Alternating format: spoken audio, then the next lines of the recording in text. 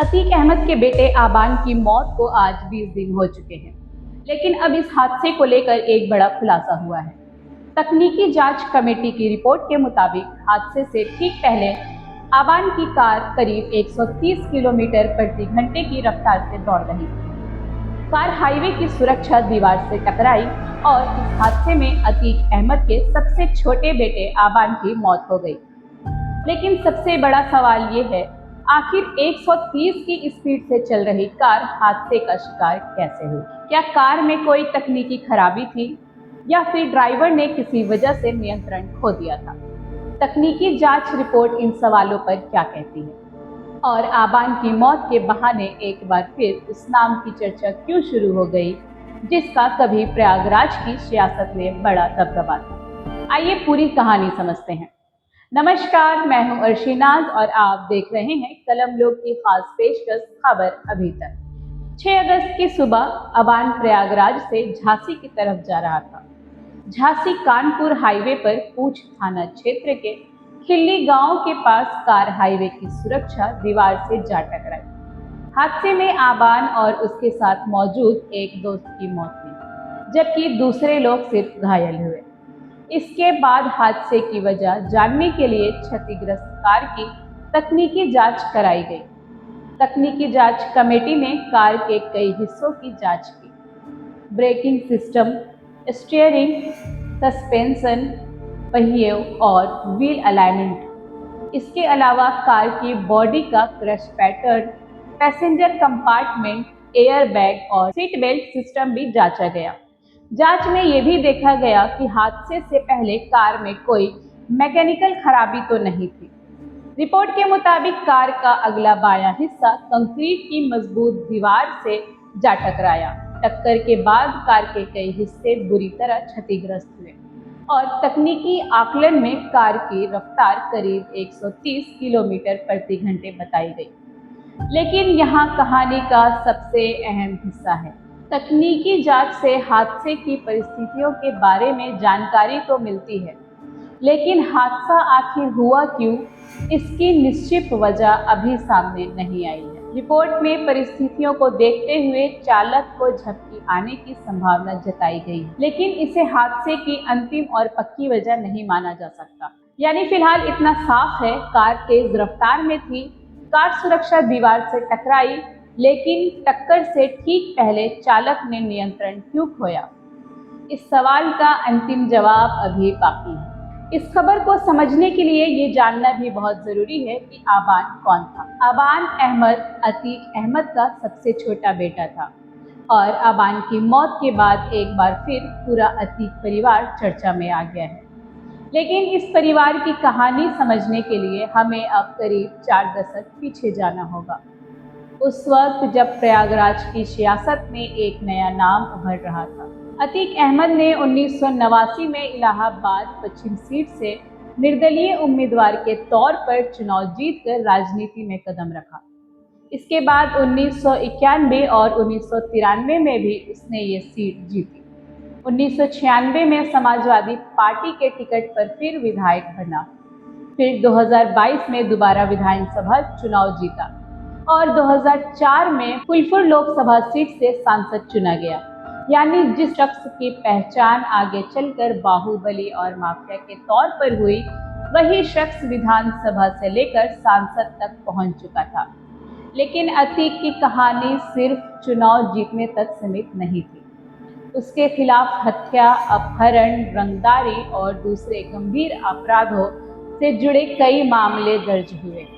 2005 में बीएसपी विधायक राजू पाल की हत्या के बाद अतीक का नाम फिर बेहद गंभीर मामले में सामने आया और 2006 के उमेश पाल अपहरण मामले में 2023 में अतीक को दोषी ठहराया गया और उम्र कैद की सजा सुनाई गई। एक तरफ सियासत और दूसरी तरफ गंभीर आपराधिक मामले। लेकिन अतीक की कहानी का एक और पहलू भी था। प्रयागराज के चकिया और आसपास के इलाकों में कुछ स्थानीय लोगों के बीच अतीक की छवि सिर्फ बाहुबली की नहीं थी। कुछ लोग उसे गरीबों की मदद करने वाला और अपने इलाके के लोगों के काम आने वाला व्यक्ति बताते थे। एक साल बाद की गई द प्रिंट की ग्राउंड रिपोर्ट में स्थानीय लोगों ने दावा किया कि अतीक जरूरतमंदों की आर्थिक मदद करता था।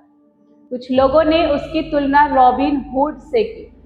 रिपोर्ट के स्थानीय लोगों के हवाले से उसके द्वारा गरीब को आर्थिक मदद तक देने का और इलाके में लोगों के पुनर्विश्वास में मदद करने जैसी बातें भी सामने आई। यानी एक ही इलाके में अतीक की दो बिल्कुल अलग तस्वीरें थी, किसी के लिए मददगार तो किसी के लिए डर की वजह। अतीक को लेकर लोगों की एक जैसी राय नहीं थी। उसकी मौत के बाद द प्रिंट की ग्राउंड रिपोर्ट में चकिया के स्थानीय लोगों ने अलग अलग प्रतिक्रियाएं सामने आई। कुछ लोग उसकी मौत को गलत और दुखद मान रहे थे, तो कुछ लोग इसे उसके कर्मों का नतीजा बता रहे थे। यानी अतीक की मौत के बाद भी उसकी छवि को लेकर लोगों की राय दो हिस्सों में बटी नजर आई, समर्थन भी विरोध भी। फिर आया साल 2023। 24 फरवरी को प्रयागराज में उमेश पाल की हत्या हुई।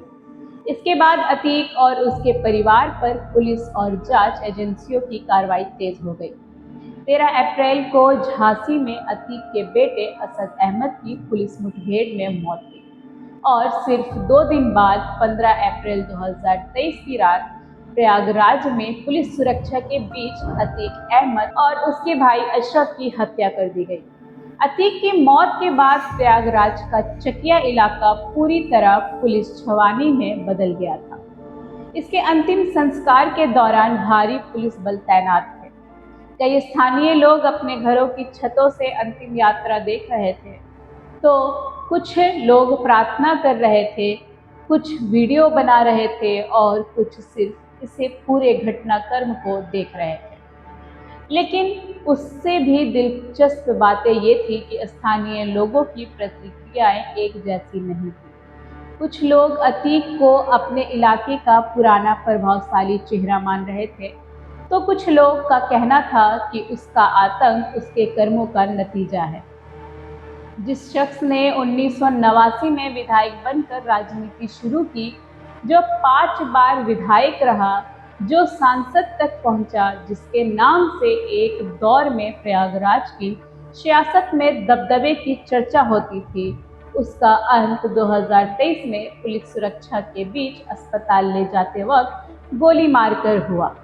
और अतीक की मौत के बाद भी उसके परिवार की कहानी खत्म नहीं हुई। अभी कुछ दिन पहले ही 24 अगस्त 2026 को इलाहाबाद हाई कोर्ट ने अतीक अहमद के बड़े बेटे मोहम्मद उमर की जमानत याचिका खारिज कर दी। उमर के खिलाफ दर्ज मामले में रंगदारी, अपहरण और धमकी जैसे गंभीर आरोप हैं।